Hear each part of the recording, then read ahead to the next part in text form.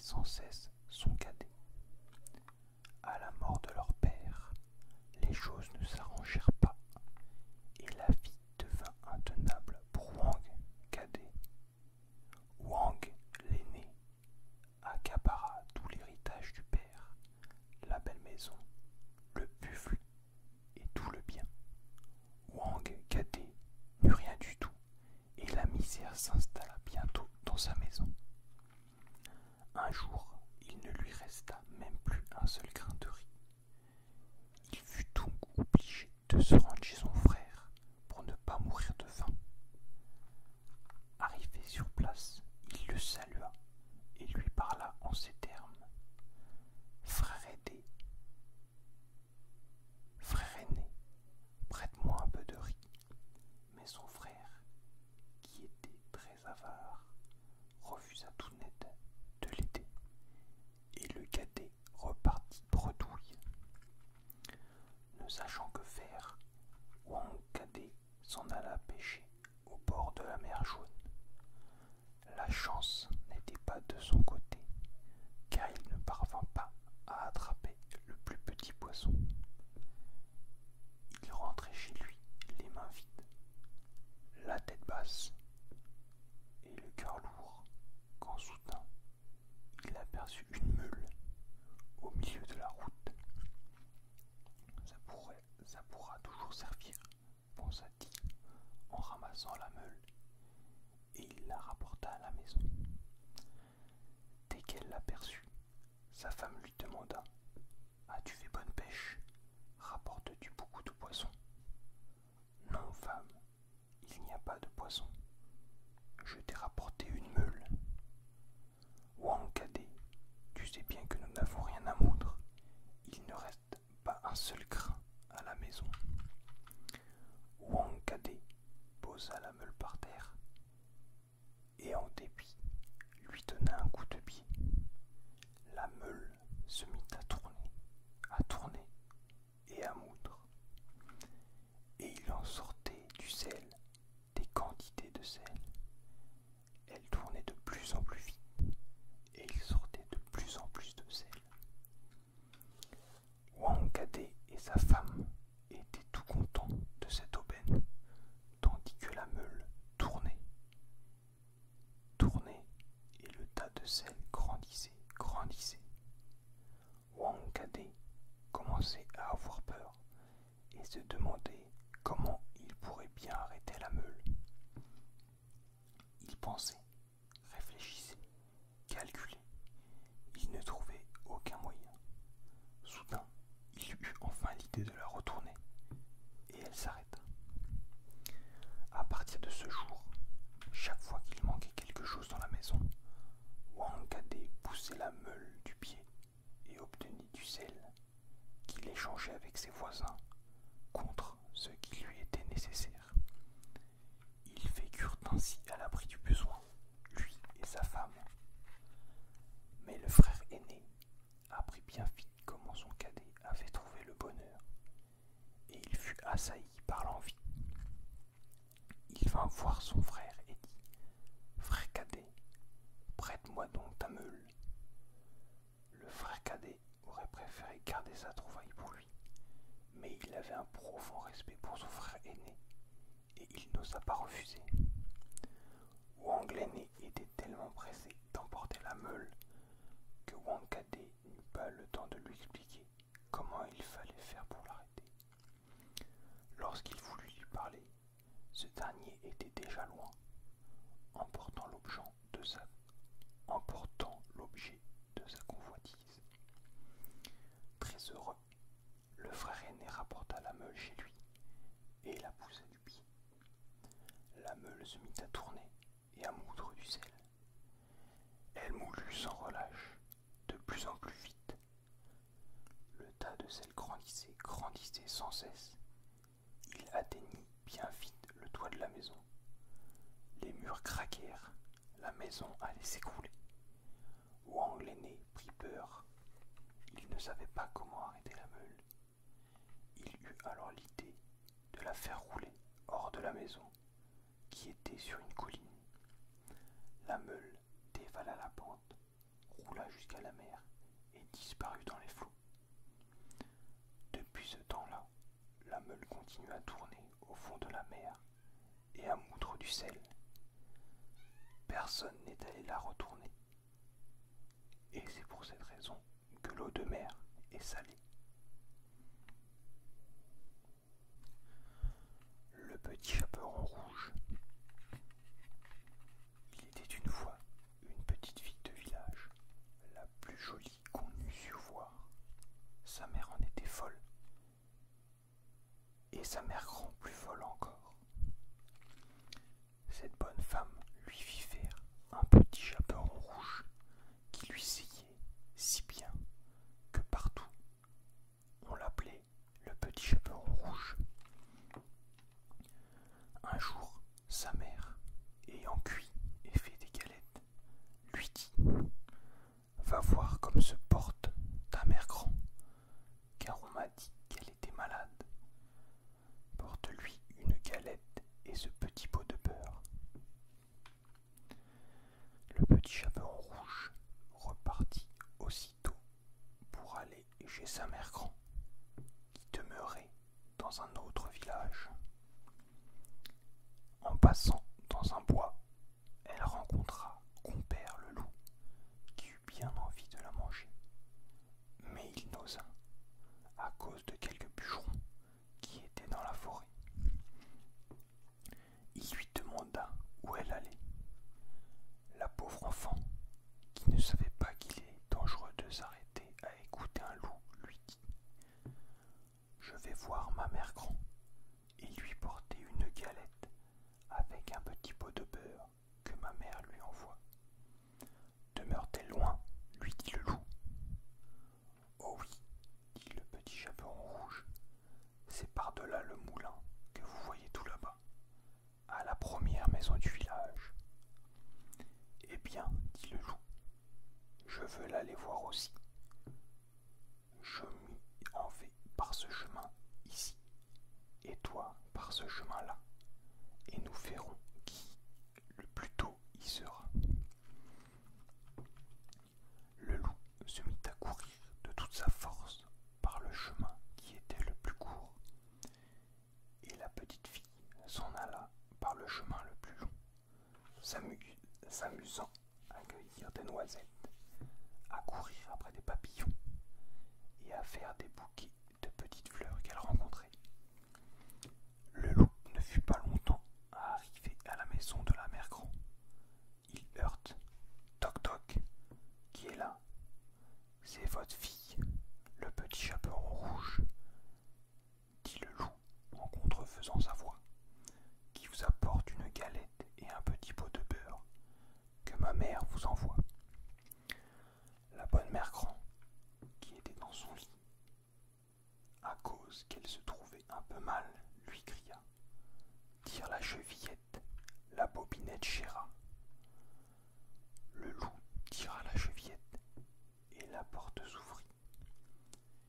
Il se jeta sur la bonne femme et la dévora en moins de rien, car il y avait plus de 3 jours qu'il n'avait pas mangé.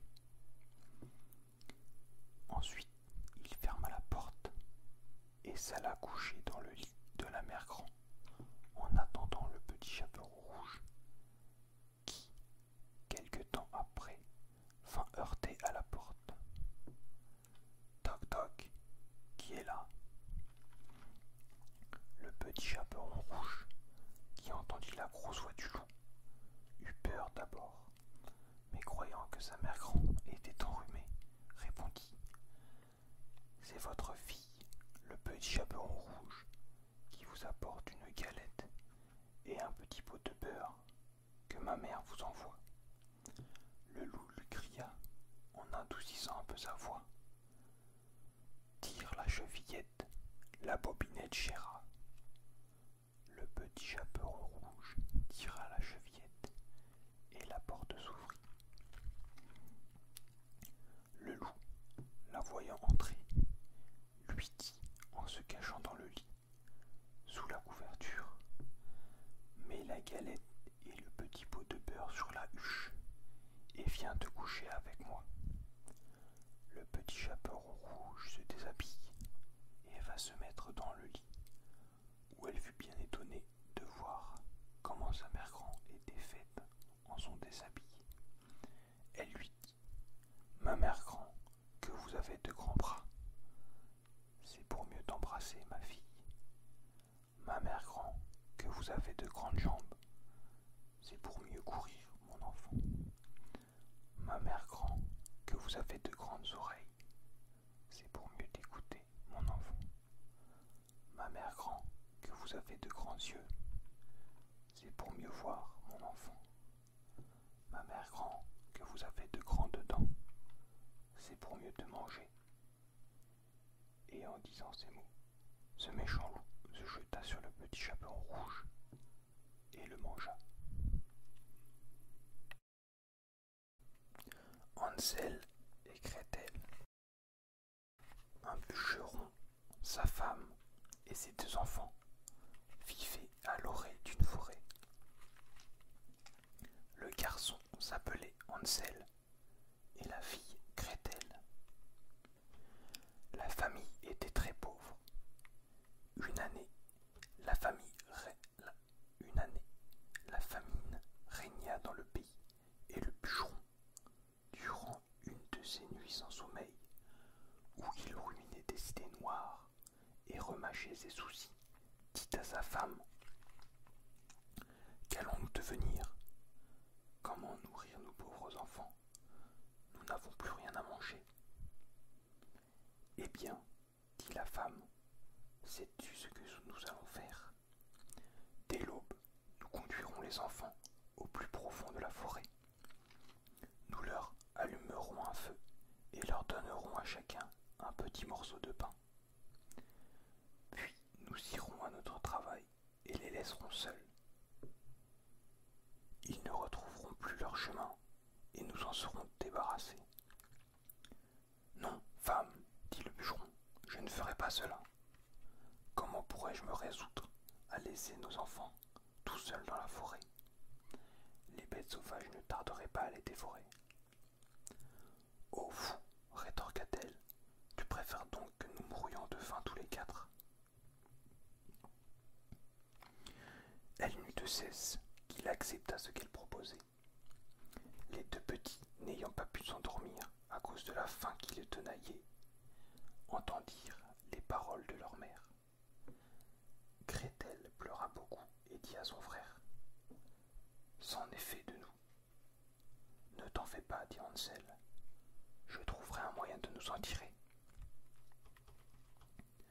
Quand les parents furent endormis, il se leva, enfila ses habits et sortit de la maison. Hansel ramassa autant de cailloux qu'il put et les mit dans ses poches. Quand vint le jour, la femme réveilla les 2 enfants.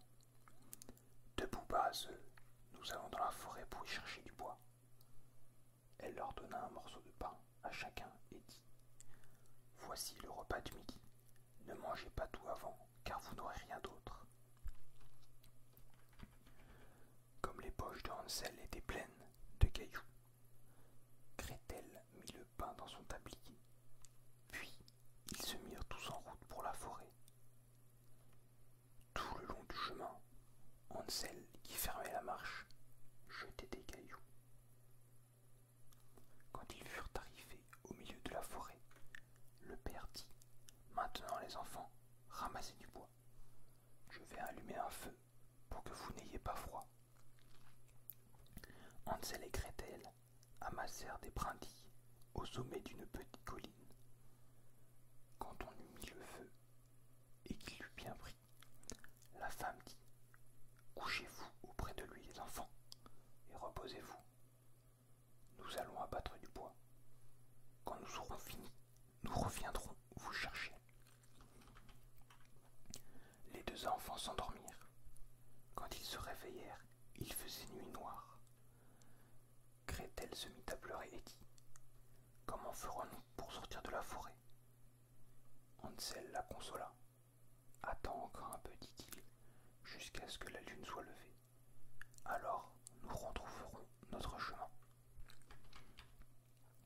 Quand la pleine lune brilla dans le ciel prit sa sœur par la main et suivit les petits cailloux blancs. Alors que le jour se levait, ils atteignirent la maison. Ils frappèrent à la porte. La femme ouvrit et les vit. Elle dit: « Méchants enfants, pourquoi avez-vous dormi si longtemps dans la forêt? Nous pensions que vous ne reviendriez jamais. » Leur père, lui, se réjouit, car il avait le cœur lourd de les avoir laissés seuls dans les bois. Peu de temps après, la misère régna de plus belle, et une fois encore, pendant la nuit, les enfants entendirent ce que la mère disait. « Il ne nous reste plus rien à manger, une demi-miche seulement. Il faut nous débarrasser des enfants. Nous les conduirons encore plus profondément dans la forêt, pour qu'ils ne puissent plus retrouver leur chemin. Il n'y a rien d'autre à faire. » Quand les parents furent endormis, Hansel se leva avec l'intention de ramasser de nouveau des cailloux. Mais la femme avait verrouillé la porte et le garçon ne put sortir. Il consola cependant sa petite sœur. « Ne pleure pas, Gretel, dors tranquille. Le bon Dieu nous aidera. » Tôt le matin, la mère fit lever les enfants. Elle leur donna un morceau de pain, plus petit encore que l'autre fois. Parvenus dans la forêt, les parents laissèrent les enfants pour aller couper du bois. Le soir, Hansel et Gretel firent du feu. Puis ils dormirent, et la soirée passa sans que personne ne revint auprès d'eux. Ils s'éveillèrent au milieu de la nuit, et Hansel consola sa petite sœur en disant: « Attends que la lune se lève, Gretel, nous retrouverons le chemin de la maison. » Quand la lune se leva, ils se mirent en route, mais les deux enfants marchèrent toute la nuit, et le jour suivant, sans trouver à sortir de la forêt. Ils mouraient de faim, n'ayant à se mettre sous la dent que quelques baies. Ils étaient si fatigués que leurs jambes ne voulaient pas les porter. Ils se couchèrent au pied d'un arbre et s'endormirent. Ils reprirent leur marche, s'enfonçant toujours plus en avant dans la forêt. À midi, ils virent un joli oiseau sur une branche, blanc comme neige. Il chantait si bien que les enfants s'arrêtèrent pour l'écouter. Quand il eut fini, il déployait ses ailes et vola devant eux. Ils le suivirent jusqu'à une petite maison sur le toit de laquelle le bel oiseau blanc se percha. Quand ils s'en approchèrent, ils virent qu'elle était faite de pain et recouverte de gâteaux. Les fenêtres étaient en sucre. « Nous allons nous régaler, dit Hansel, et faire un repas béni des dieux. Je vais manger un morceau du toit. Il a l'air d'être bon. » Hansel grimpa sur le toit et en arracha une partie. Gretel se mit à lécher les carreaux. Tout à coup, la porte s'ouvrit et une femme, vieille comme les pierres, s'appuyant sur une canne, sortit de la maison. Hansel et Gretel eurent si peur qu'ils laissèrent tomber tout ce qu'ils tenaient dans leurs mains. La vieille secouait la tête et dit: « Hé, chers enfants, qui vous a conduit ici? Entrez, venez chez moi, il ne vous sera fait aucun mal. » Elle les prit tous les deux par la main et les fit entrer dans la maisonnette. Elle leur servit un bon repas, du lait et des beignets avec du sucre, des pommes et des noix. Elle prépara ensuite 2 petits lits. Hansel et Gretel s'y couchèrent. Ils se croyaient au paradis, mais la gentillesse de la vieille femme n'était qu'apparente. En réalité, c'était une méchante sorcière qui n'avait construit la maison de pain que pour attirer les enfants. Quand elle en prenait un, elle le tuait, le faisait cuire et le mangeait. Pour elle, c'était alors jour de fête. À l'aube, avant que les enfants ne fussent réveillés, elle les leva. Elle attrapa Hansel, le conduisit dans une petite étable et l'y enferma. Il eut beau crier, cela ne lui servit à rien. La sorcière s'approcha ensuite de Gretel, la secoua pour la réveiller et lui dit « Debout, paresseuse, va chercher de l'eau et prépare quelque chose de bon à manger pour ton frère. Il est enfermé à l'étable et il faut qu'il engraisse. Quand il sera à point, je le mangerai. » Gretel se mit à pleurer, mais cela ne lui servit à rien. Elle fut obligée de faire ce que lui demandait la sorcière. Tous les matins, la vieille se glissait jusqu'à l'étable et disait « Hansel, tends tes doigts que je vois si tu es déjà assez gras. » Mais Hansel tendait un petit os et la sorcière, qui avait de mauvais yeux, ne s'en rendait pas compte. Elle croyait que c'était vraiment le doigt de Hansel et s'étonnait qu'il n'engraissât point. Quand 4 semaines furent passées et que l'enfant était toujours aussi maigre, elle perdit patience et décida de ne pas attendre plus longtemps. « Oh là, Gretel !» cria-t-elle, « dépêche-toi d'apporter de l'eau. Que Hansel soit gras ou maigre, c'est demain que je le tuerai et le mangerai. » De bon matin, Gretel fut chargée de remplir la grande marmite d'eau et d'allumer le feu. « Nous allons d'abord faire la pâte, dit la sorcière. J'ai déjà fait chauffer le four et préparé ce qu'il faut. » Elle poussa la pauvre Gretel vers le four, d'où sortaient de grandes flammes. « Faufile-toi dedans, ordonna-t-elle, et voici assez chaud pour la cuisson. » Elle avait l'intention de fermer le four quand la petite y serait, pour la faire rôtir. Elle voulait la manger, elle aussi. Mais Gretel devina son intention et dit « Je ne sais comment faire, comment entre-t-on dans ce four ?»« Petit doigt, dit la sorcière, l'ouverture est assez grande. Vois, je pourrais y entrer moi-même. » Et elle y passa la tête. Alors Gretel la poussa vivement dans le four et claqua la porte et mit le verrou. Pendant que la sorcière brûlait, elle courait vers la petite table et dit « Hansel, nous sommes libres, la vieille sorcière est morte. » N'ayant plus rien à craindre, ils pénétrèrent dans la maison de la vieille femme. Dans tous les coins, il y avait des caisses pleines de perles et de diamants. « C'est encore mieux que mes petits cailloux, dit Hansel en se remplissant les poches. Et Gretel fit de même. « Maintenant, il nous faut partir, dit Hansel, si nous voulons fuir cette forêt ensorcelée. » Au bout de plusieurs heures de marche, ils virent au loin leur maison. Ils se mirent à courir, se ruèrent dans la chambre de leurs parents et sautèrent au cou de leur père. Sa femme était morte entre-temps. Gretel secoua son tablier et les perles et les diamants roulèrent à travers la chambre. Hansel en sortit autant de ses poches par poignée.